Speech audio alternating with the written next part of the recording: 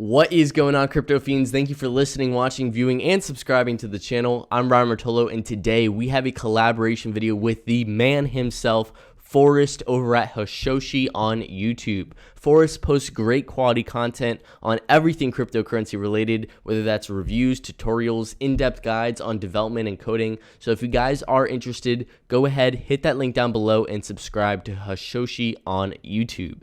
In today's video, me and Forrest talk about a wide variety of topics, whether that be the price movement of crypto, some cryptocurrencies that we both have our eyes on right now, some development issues with Bitcoin and IOTA. We also get into details on updated information with the coronavirus and how that could be affecting cryptocurrencies in a good or bad way. We even dive into our inputs on if a recession would be pro or con for cryptocurrencies, and of course also touching on the IRS and the government right now and some major regulation issues we have in the cryptocurrency space. Thank you guys as always for tuning in, and I hope you enjoy. So right now cryptocurrencies are doing really good, guys. The main factor is that Bitcoin has very strong support right now around the $10,000 range. I've talked about it a couple times on the channel. That $10,300 level is going to be very, very hard to crush. But when we do crush it, and if we can stay over it for a day or two, that's when we could definitely see a pretty impressive push to 11,000, hopefully. Awesome, man. Yeah, honestly, I'm probably the least qualified person to talk about price, but in my mind, in just general sentiment, right, and looking at what's going on in the market in terms of positive news, I think this is a good period for just overall market across the board. Like, I think we're starting to see projects delivering on promises, and for Bitcoin specifically, I think a lot of people have been accumulating over this last, I guess, 2 years now. It's been Definitely. I think the market, at least over the the long-term market, you can tell it's, in my opinion, definitely run more by fundamentals. Like you said, with projects progressing, stuff like that. So that's what I think we're seeing right now. I think we're seeing fundamentals take in and not so much of the technical analysis side of things. I think that's great for, looking at the next price level possibly. But in the grand scheme, obviously we have our halving coming up. Do you think the price is factored in for that yet? I don't think that it's priced in, because I think that there's so many people that don't actually understand what it means. You know what I mean? I think there are the people that do know are speculating, and so maybe there are a handful of folks that are in the game that have bought up in expectation of that. But I think most of the market, including outside of retail, doesn't quite understand what the halving event actually means and what it is. For sure. So, And what I find so fascinating, I don't know if you follow like the stock to flow chart. It's pretty popular out there. yeah, BitBoy just showed it to me the other day. Yeah, it's very fascinating, especially how it hasn't been wrong yet. That's really hard to believe, but it's really fascinating to see the growth over the past halvings. Where in the first halving we had, I believe it was a 3,000% increase 1 year after the first halving, and 600% prior to that first halving. And then the second one, we had a little over 400% increase before the second halving, with a 4,000% increase 1 year later after, in 2017 when we hit 20K. So I definitely don't think we're just there yet. I think we're working our way up, and this time it could be. It's hard to tell because you have all these institutions coming on board. That's something we've never seen in the cryptocurrency space. So it's hard to say that Bitcoin could do another 2,000, 4,000% within the next year, but I genuinely wouldn't be surprised. Yeah, I mean, I think it goes without saying that nothing's impossible in this space. For sure. And for someone that doesn't know about stock to flow, for example, it's a pretty straightforward chart to understand. Definitely. Basically juxtaposing how much supply is coming in against demand. Pretty standard stuff. It's Especially not like especially a, with the colors, that always helps too. yeah, color coding helps, Right especially. when you see that red, that's when things get exciting. You got it, man. You got it. But for, and this might be a question that you can answer, for folks that might be watching that don't know much about technical analysis, they don't know about price movement and trading. I would consider myself to be one of those people. I know what I know from others that have more knowledge. Hmm. Where would you go to start? Like, what are some good resources that you've used? See, I am the same way. I'm not a day trader. Mhm. I tried day trading in the very beginning, and it was just so stressful, so taxing, Yep. time consuming. It was a nightmare. But personally, with me, I get the best value, and it's really this simple. Just doing your research. The internet's a very powerful thing. I wouldn't Right. recommend going and doing some paid group or anything like that. It can be Right. beneficial, but it's just not necessary. Just following a couple big cryptocurrency traders like Jacob Canfield Mhm. and his trades and stuff like that. That's very useful as well. Just keeping up with the trends in the space, as well as just learning the basic indicators. The basic indicators are so valuable, whether that's the RSI, the MACD, moving averages, Bollinger Band. The littlest things can really give you a good perspective as to where the market is most likely to go. So that's where I would start. Just, you know, start out small, start out with the basic indicators if you want to go down that route. Got it. Got it. So, I mean, speaking of fundamentals in a totally different direction, Bitcoin, there's a proposed soft fork in the Mm-hmm. mix right now, some improvement proposals for Mm-hmm. Schnoor Signatures and Taproot. And I wanted to get your thoughts on how valuable that is. Do you think that it's going to go off without a hitch? Do you think it's going to get killed again? I think it's been killed multiple times. What are your thoughts? See, that's where you come into play because you are definitely on the techie side of things. Um, Right. I don't follow too much of that, to be completely honest with you. Fair. If you can give me, if you can give us a little perspective as to what those things are. Yeah, definitely. So Schnorr signatures, in essence, are an improvement over the existing ECDSA signatures that we use in Bitcoin today. The first and very simple benefit is that Schnorr signatures are smaller in size. It's a Mm-hmm. marginal difference. I think we're talking like 12 to 13% smaller signatures, which means that, Less numbers and letters. yeah, Gotcha. transactions will be smaller now. So signed transactions that go into blocks are going to be 12% ish smaller. So you get more transactions in a block. So you get a little bit more scalability out of them. Mm-hmm.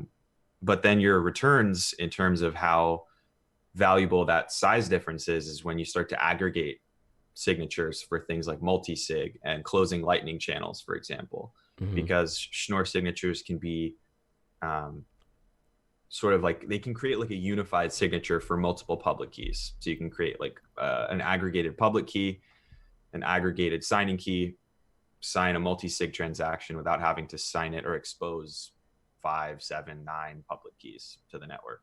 So So, why do you think that would not get passed with developers? yep. And I looked at the PR, the code that's going in and being proposed as an improvement proposal as a soft fork, and I don't see why there would be any contention as to why, or as to implementing it.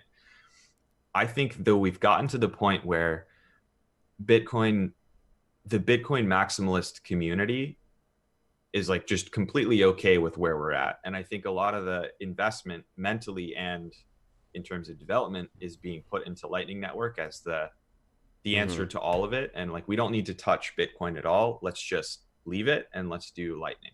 Mm-hmm. Um, and I That's where I've sort of started to divert away from that Bitcoin protocol maximalism path, because I think this is a fantastic proposal. And if it doesn't go through, then we have a real issue, in my opinion.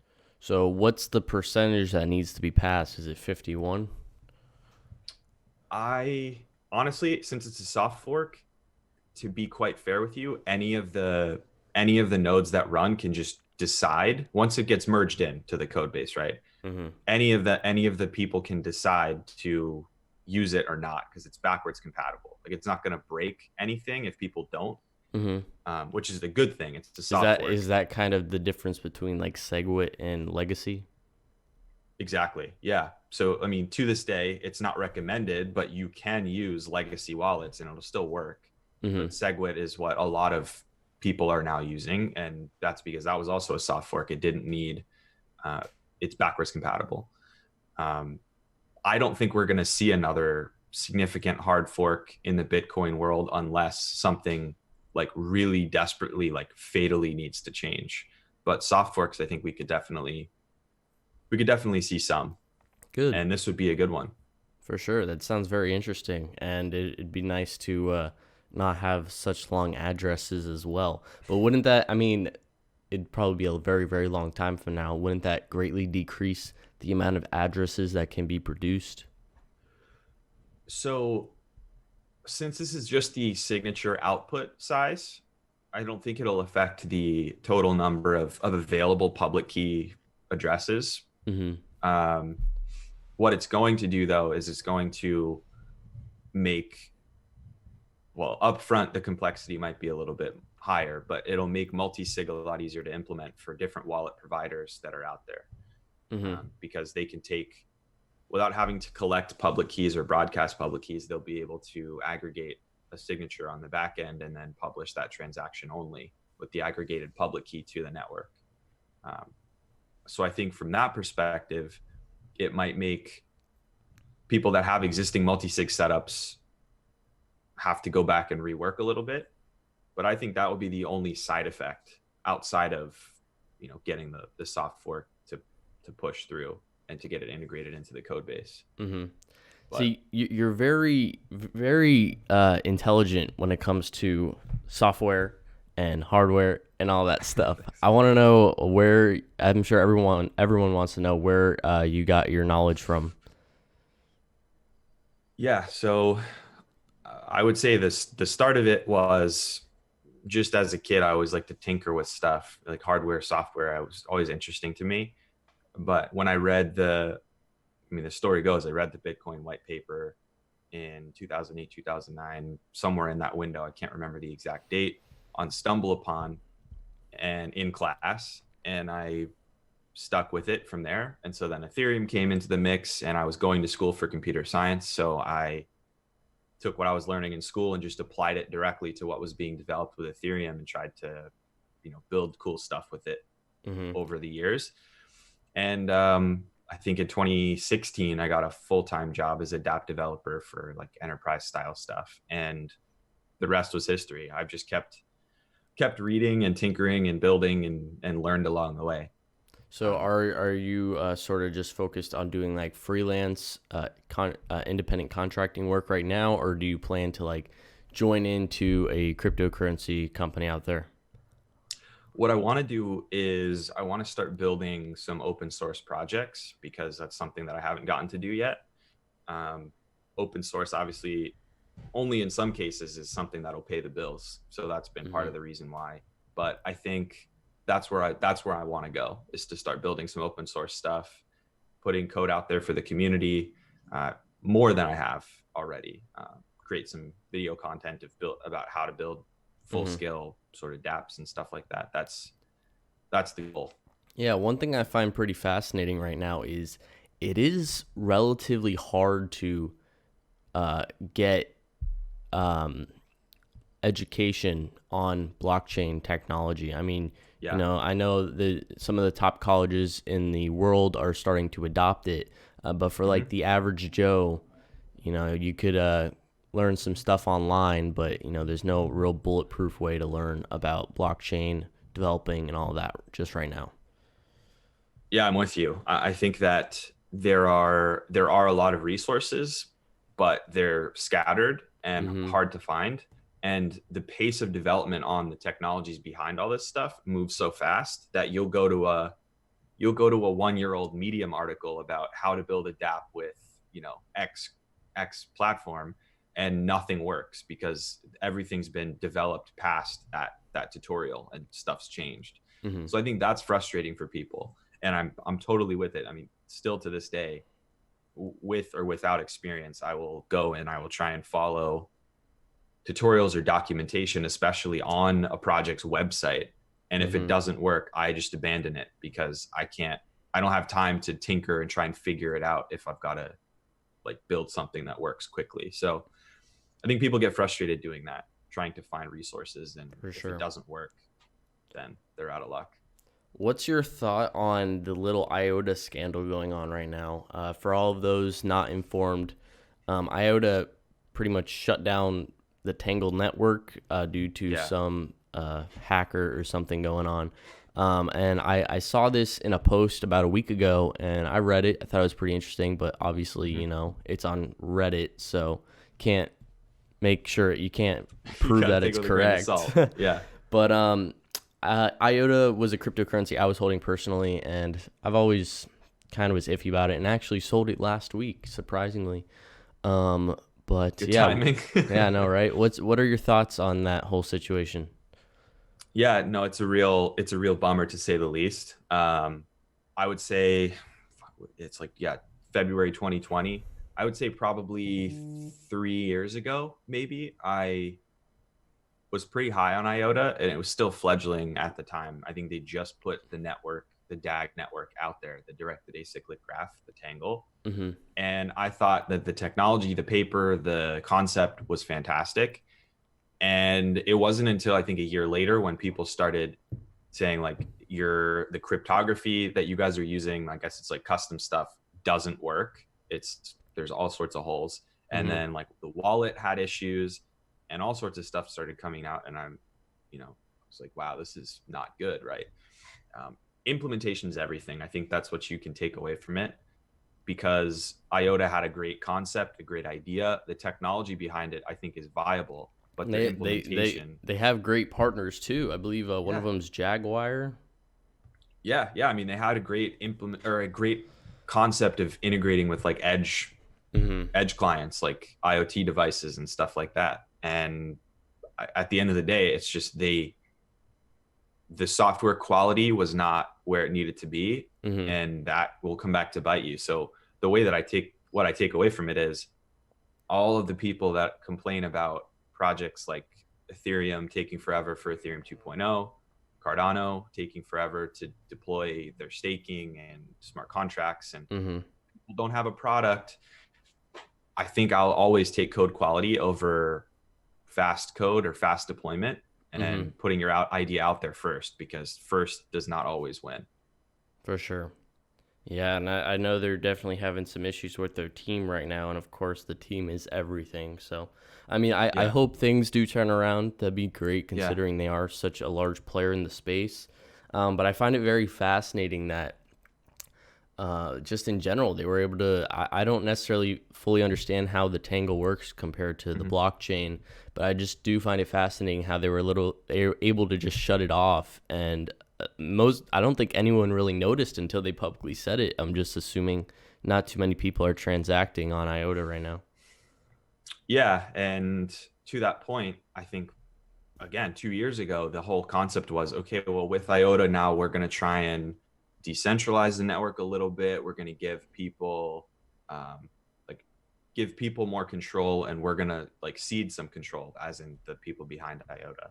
I just don't think that happened, because they were able to shut everything down on their own end, which, say what you will about centralization, there will always be some, but to that end, they can shut the whole thing down at any time. Is that something you really want to be using for the purposes that people talk about when it comes to cryptocurrency? Definitely. Have you looked into Unibright? Do you know anything about it? I actually don't. Not familiar. It's a cryptocurrency absolutely on a tear right now. I believe they're up about 1,200% over the past 3 months. It sounds like a little bit of a pump and dump coin, but it has some pretty strong fundamentals behind it.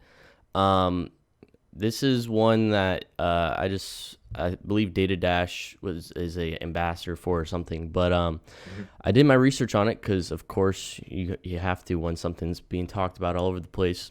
Yeah. And they are partnered with Chainlink with the Ethereum Alliance. They're pretty much like they're going to be setting the standards for businesses to be linked to Chainlink. So they're going to be like sort of creating the APIs and the packets as to how to integrate blockchain into your day-to-day company. And I just I want to know if you knew anything about it, because they are crushing it right now, and I'm very, very tempted to jump on the bandwagon, because they just past ICO prices. They were in the dumps for a very long time. So just Gotcha. Yeah, well, I mean, based on what you were saying about it, I think projects like Chainlink we're going to see more of, where they're focused on a specific problem in mhm. the adoption of solutions like decentralized application solutions, where they're saying, okay, here's a singular issue. Smart contracts execute certain functionality, like potentially paying thousands or upon thousands, even maybe millions of dollars on conditions, and Mhm. the data that comes in to satisfy those conditions, it has to be right, and it has to be trusted. So Chainlink is saying, hey, well, we're going to solve that issue.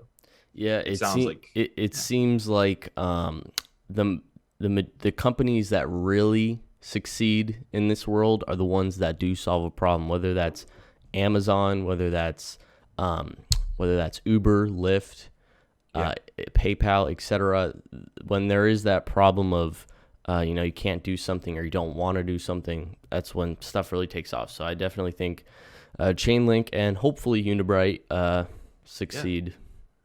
I mean, I actually do think that the Ethereum Enterprise Alliance is a smart move by the foundation and the people that I guess started this whole thing, because Ethereum, even though the public network is obviously very valuable, using Ethereum for enterprise, even in like a private or pseudo private blockchain shared amongst known participants, there's still value in that. And Hmm. so if you get these enterprises in on something like that, then eventually these enterprises will understand how it works. They'll understand how to secure it and how to integrate it with their own stuff. Then they'll be more comfortable with moving to a public network. This is the same way that the internet went. It's like no one wanted to be on the public internet. Hmm. So they did intranet, and then afterwards they're like, okay, hold on, like we can do a lot with the public side of this too. And then they moved that direction. So it's the same idea. And I Hmm. think EEA is doing great work, and hopefully Unibright will contribute to that. For sure, just a matter of time. Yeah. And you are in the United States, correct? Yeah, yeah, I'm US based. Gotcha. So I wanted to just get your thoughts, not to bore the audience too much, because I know this can be a little bit of a touchy subject. What are your thoughts right now with government regulation in the U.S., IRS, clarity? Because the Trump Foundation proposed to dump a pretty good portion of funds for next year into monitoring cryptocurrencies, trying to track Hmm. transactions, that sort of stuff. And also the IRS came out recently stating that um, they can't really give a public statement on their regulations around crypto right now. So it's kind of this little thing going on where we want to know what the regulations are, Yeah. all the tax laws, all that stuff. But at the same point, they're not giving them to us right now. And then you have, the Secret Service jumping in and wanting to track us. So I would just want to know your thoughts on that. Yeah, I think that the focus on tracking cryptocurrency is not a surprise in the slightest, and I think Yeah, it's for already been sure. happening anyways. It's just now more of like a public talking point. Hmm. As soon as we have like, and a lot of people in the community, I think, try and they hear about it, and then they try and continue to reinforce that this idea that cryptocurrency is this private, unstoppable, anonymous transaction network, and all this stuff like that. Like that rhetoric, I think, contributes to the fear factor in government about how this could be used to fund stuff like terrorism at worst, and then at, on the other side, like money laundering and other things like that. Hmm. Um, so it's as we as a community continue to market ourselves that way, the worse this is going to get. Because in reality, only 1% of cryptocurrency transactions were used for nefarious activity. That's an estimation that I read online, mind you. Mm-hmm.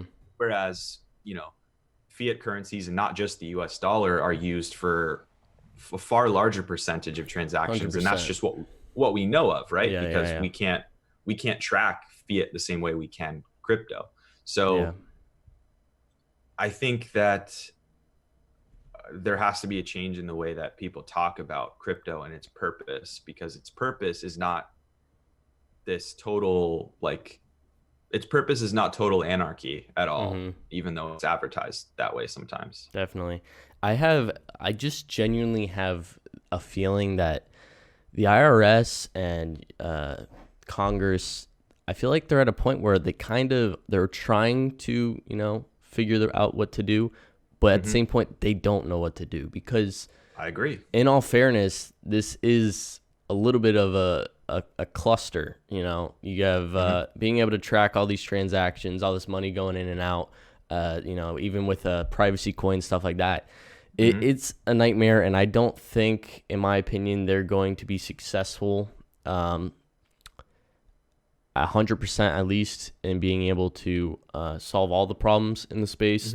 I mean, when it comes to maybe monitoring users through Coinbase, crypto.com, whatever, Right. That makes a little more sense. But being able to figure out who owns what, it's not going to happen. It's impossible, in my opinion, to a certain extent. Yeah, and I think enforcement is tricky. Like, and that's why, like, they don't catch everyone that uses fiat or catch everyone that does any sort of crime, and that's because there's so much information out there. But some people get away with stuff, and that's just par for the course. But like, in terms of something more straightforward, like the IRS and how it's treated for people who want to do the right thing and say, hey, like, I traded crypto, yes, I Mm-hmm. have, these are my transactions and my gains and losses, and this is how I'm accounting them. There's no excuse for there not to be clarity on how those things are treated from a Mm-hmm. policy perspective, because people that want to do the right thing can unknowingly step into a position where they have liability because they have no clue what to do, and that isn't fair, right? For sure. Yeah. I don't know what are your thoughts though on, to date, what the IRS has said? There's been more lately than there ever has been, I think, in terms of them speaking about it. Yeah, I definitely think they're trying. They need to try a little bit harder, considering if they mess up, nothing happens. But if we mess up, our bank account could be gone the next day. So I think that is a big issue. And of course, we can't really do anything about that. They just need to push this, because cryptocurrencies, it's so clear that it's staying. It's going to be the future of finance. It's going to be the future of, who knows, maybe everything one day, in blockchain at least. And they need to definitely take it more seriously. One thing I find very discouraging is that you have dozens of countries around the world, most likely going to be launching their own digital currencies, whether that's China, a handful others. And the United States, there was a recent video that came out. I don't recall who, a congressman, stating that they are not looking into a digital currency right now, but a lot of people are highly recommending that they stay on top of the game, because, in my opinion, if China, which they already are way ahead of us with digital currencies and blockchain, when that does come out, that could be the major transition in economies. And I don't think that's for the worst, if anything, but it's probably not for the best either. Yeah, I mean, if you look back at, previous, with anti-crypto sentiment, right? Congress people that have said, congressmen and congresswomen that have said, hey, well, this is an existential threat to the US dollar as a reserve currency, theoretically, but the real threat comes from other countries using this technology to make a more liquid, cheap to use currency that other people want to use, right? So I think that's where we have to be at least thinking about it. I don't know that we don't know anything yet about China's actual implementation and how it's going to work, if it's going to work, what it's going to look like. So until then, I don't know that we can postulate how successful it'll be. But if we're not at least experimenting and thinking about it, then it's a problem. And For I'm sure. totally in agreement with you. For sure. And like even with Libra, I know a lot of people are against it because, Facebook is such a large conglomerate, especially all the companies they were working with. At one point, it was a little scary thinking that Libra could be the next world currency. But we definitely need to seriously think about this. And I'm not saying, I think it'd be a little silly to have like a public ledger of the US dollar currency or whatever. But even if we did integrate a digital currency, it'd be practically identical to what we're already using now, whether that's a credit debit card, Yes. So I think they just need to, hurry up. That's all there is to it. Yeah. And I mean, this is controversial for a lot of people, but I think that quite frankly, in terms of traceability, in terms of the tools necessary to surveil on a transactional basis, if I'm the government, right, then my focus is, let's have a transparent digital ledger that's unified, so we can keep track of supply, we can keep track of what people are doing with it.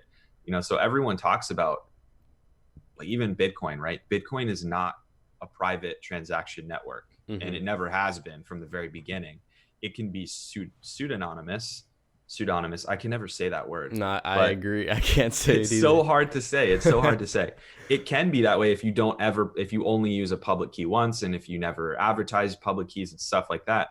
But most people, I would say, if 90% of people who use Bitcoin have it, don't take that precaution.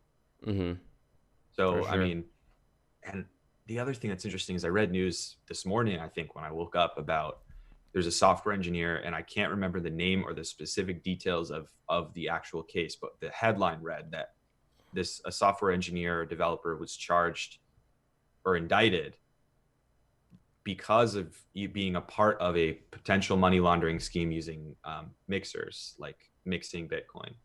That came out recently, right? Yeah.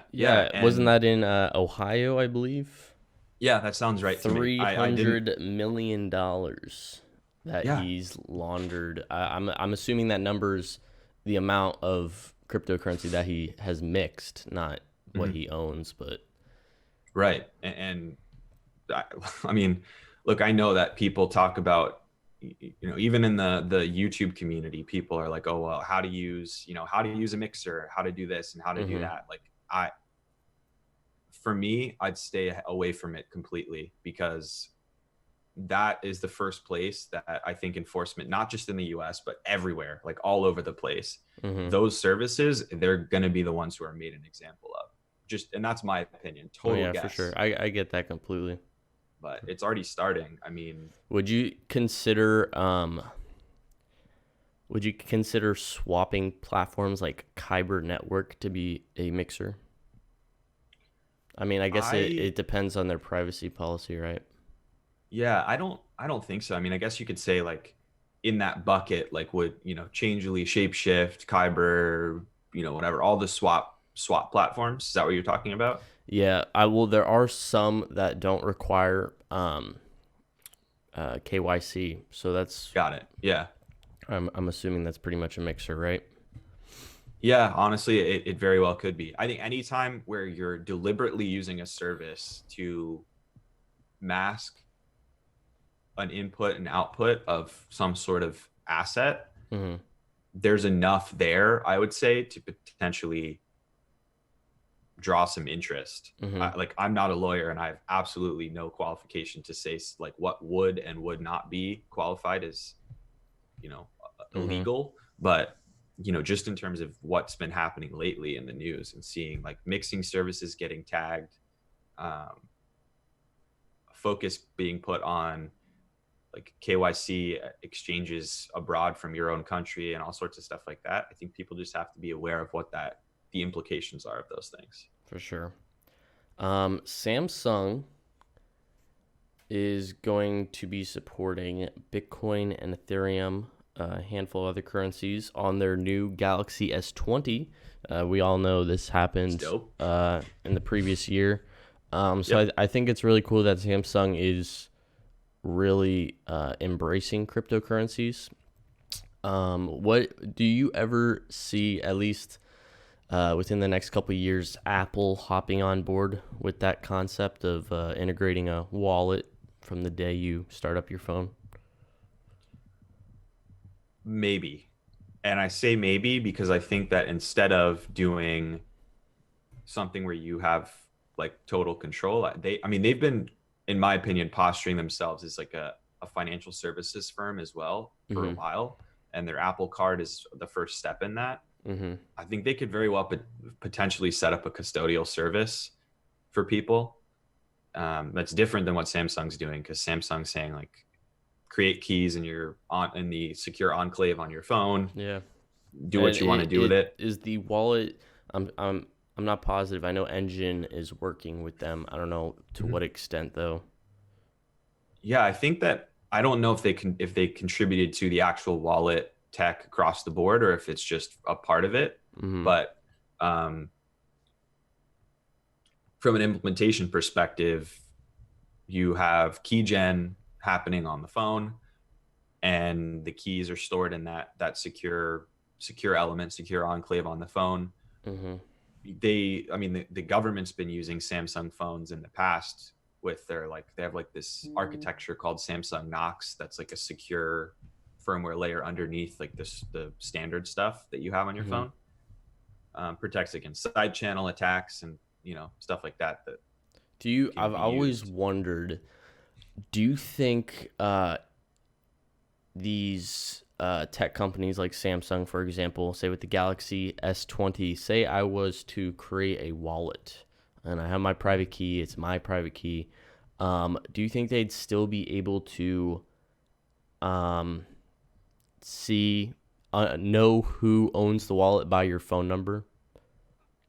Yeah, I mean, your public key has to be exposed to the rest of your phone for maybe not the whole time, but for any time you're using that application, right? Because you can just copy it, right? QR code and show it. Yeah. And so if you have the public key and then, you're making a transaction that's an internet connected event, if you're making transactions, even if your private key is not exposed, any metadata for your phone, even down to like IP address, for example, could potentially identify you. But I think that's par for the course. It's not unique to phones. If you have like desktop wallets or things like that, then you broadcast a transaction and you're leaving breadcrumbs. So for sure.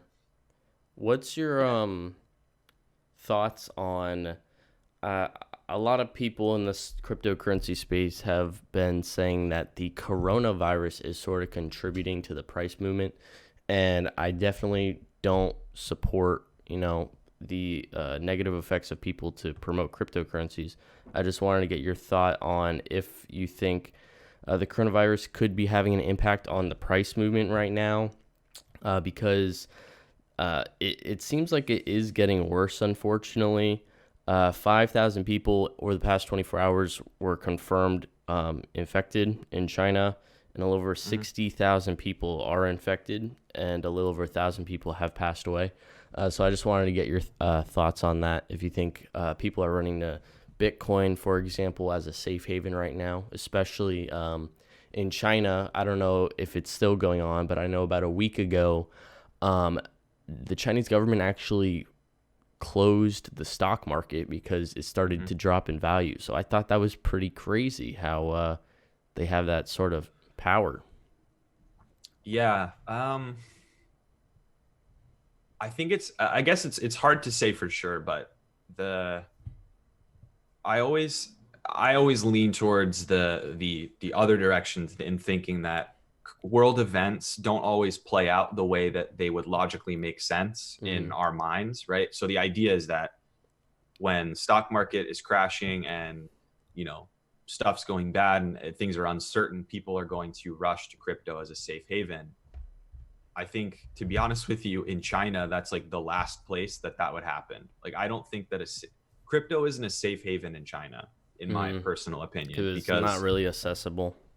It's not accessible. It's in many ways still like illegal, Very illegal, and people don't want more problems. They don't want any more issues than they already have. So I don't think that that's the case. And it's the same with the thing that happened when, the Iran tensions were happening between the US and Iran. Like, I don't think that had a concrete effect on crypto price, and nor will a global recession, in my opinion. I think a lot of times people talk about, like, if there's war, if there's recession, if there's disease, crypto is going to go up in price. I don't think that's the case personally. What are your thoughts?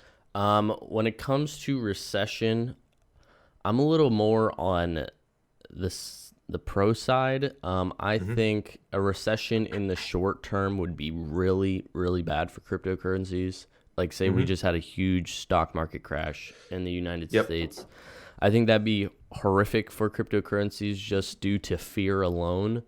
Although on the other side of things, once stuff starts to simmer out and we get that foundation again, I think cryptocurrencies would take off post-recession. I mean, obviously you can't really give time frames, but I think more people would flock towards cryptocurrencies at that point, given the percentage gains in the past. Also, millennials, I think, don't necessarily want to invest in something that's going to give them a 7% return a year. That does not sound fascinating to me at all, whether that's an index fund or whatever, even gold. I think people are always wanting the most out of everything, so I think cryptocurrencies would definitely soar in the end. And I think that'd be a great opportunity for a lot of these companies that were thinking about transitioning to a digital asset, and take advantage and have a huge upside. Who knows? Cryptocurrencies could be the next stock market. We just don't know yet. Yeah, I'm with you, man. I think that, like, during a recession, people are fearful, and they try and take out everything they can to, like, support themselves and family. And so I think you're totally right. You're totally right on that. In the short term, it definitely wouldn't be that good, for sure. For sure. But hopefully we don't have to deal with that anytime soon. I agree, man. And here's the other thing. I think that instead of taking an adversarial approach between like the establishment, like lawmakers, banking, etc., right? There are a lot of players in that space that want to work with, like, that believe in cryptocurrency, believe in blockchain. The SEC, one of the SEC chairs, Hester Pierce.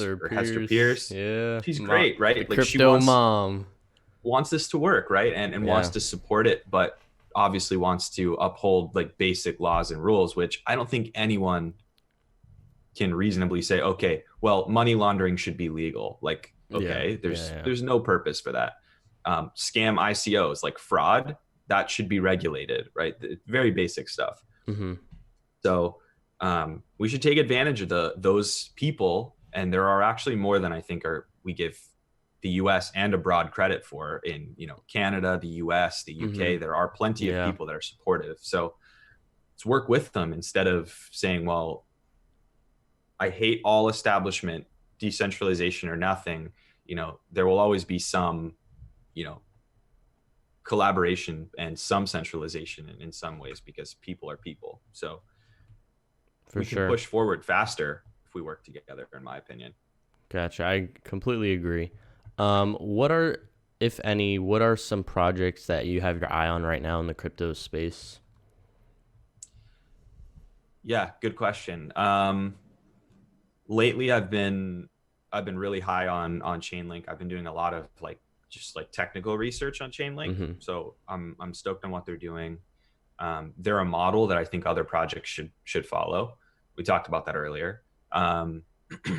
I think Taurus is another one that's really cool. TORUS. They just came out of beta.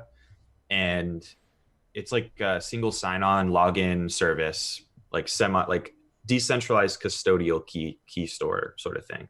Okay. And kind of like it lets you use existing logins that you have, like a Gmail account with 2FA, Reddit, Mm-hmm. Discord, etc., to log into a wallet application to interact with Web 3.0 applications like dApps. And it's not as straightforward as like the password manager model that a lot of services use, where they're like, create a login, we'll store your key and we'll encrypt it, we'll have it on the server, and when you need it, we'll give it to you, right?